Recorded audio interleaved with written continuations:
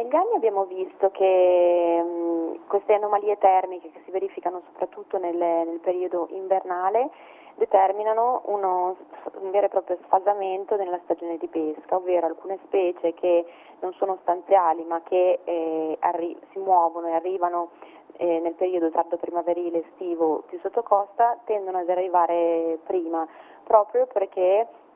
sono influenzate da questo aumento della temperatura dell'acqua, e parlo di specie in particolare pelagiche che vivono al largo come palamite, bonitti, sugherelli. Per quanto riguarda la mortalità della fauna ittica, che cosa avete riscontrato? Diciamo che non si parla di mortalità di fauna ittica, ma ci sono stati negli anni, per anomalie termiche di temperatura nel 99 e nel 2003 in particolare, poi altre anomalie nel 2007, delle vere e proprie mortalità di massa legate a degli organismi che vivono a contatto con il fondo, quindi definiti organismi bentonici come gorgonie, soprattutto gorgonie rosse, che fanno parte dell'ambiente del coralligeno, quindi dove la specie predominante è il corallo rosso e altre specie di gorgonie che sono organismi per l'area marina protetta fondamentali, che contribuiscono ad arricchire, diciamo, l'ambiente dei fondali di Portofino. Nel lungo periodo questo stato di cose quali conseguenze potrebbe comportare?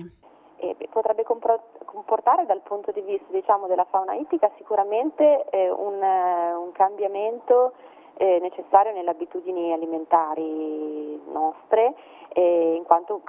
l'aumento della temperatura ha causato anche l'arrivo di specie con affinità calda, quindi cosiddette termofile, ma anche specie che non sono comuni nei nostri mari, ma più nei mari tropicali, e che pian piano stanno in alcuni casi sostituendo altre specie che invece sono più comuni nelle acque più fredde. Queste anomalie, questo aumento di temperature delle acque favoriscono anche delle esplosioni di plancton, e soprattutto anche parliamo di plancton gelatinoso, quindi di organismi come meduse che spesso non sono, diciamo, ben volute da noi sulle spiagge.